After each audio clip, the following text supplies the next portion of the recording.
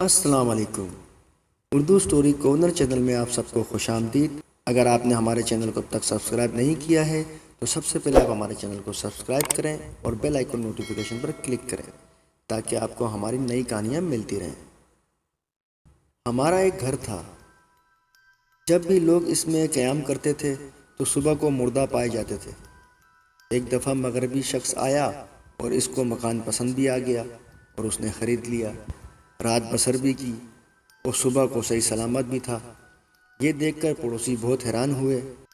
وہ شخص اس گھر میں زمانہ دراز تک رہا اور پھر کہیں اور چلا گیا۔ اس سے اس گھر میں صحیح سلامت رہنے کی وجہ دریافت کی گئی تو اس نے جواب دیا، میں اس گھر میں رات میں بسر کرتا تو عشاء کی نماز پڑھتا تھا اور قرآن مجید کی تلاوت بھی کرتا تھا۔ اچانک میں نے ایک نوجوان کو دیکھا جو کنویں میں سے باہر نکل رہا تھا تو اس نے مجھے سلام کیا۔ میں ڈر گیا۔ اس نے مجھ سے کہا، ڈرو نہیں، مجھے بھی قرآن سکھاؤ۔ چنانچہ میں اس سے قرآن سکھانے لگ گیا۔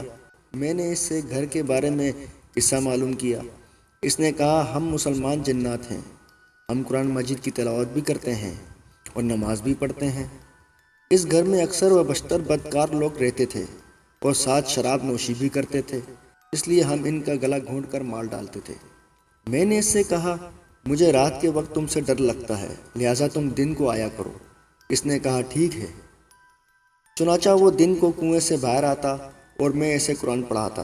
ایک دن ایسا ہوا جب قرآن مجید پڑھ رہا تھا کہ ایک منتر پڑھنے والا دروازے پر آیا اور وہ بولا، میں سانپ بد نظر اور جن کا دم کرتا ہوں۔ تو اس جن نے کہا، یہ کیا چیز ہے؟ میں نے کہا، یہ جھاڑ پھونک کرنے والا شخص ہے۔ جن نے کہا، اسے اندر بلا لو۔ تو میں گیا اور اسے اندر بلا لایا۔ میں نے دیکھا کہ جن چھت پر ایک بڑا سا سانپ بن گیا ہے۔ جب اس سانپ والے نے جھاڑ پھونک کی تو سانپ لوٹ پھوٹ ہونے لگا، یہاں تک کہ گھر کے درمیانی حصے پر گر پڑا۔ وہ شخص اٹھا اور اسے پکڑ کر اپنی گٹھری میں ڈال دیا۔ میں نے اس شخص کو منع کیا۔ اس نے کہا، تو مجھے میرے شکار سے منع کرتا ہے۔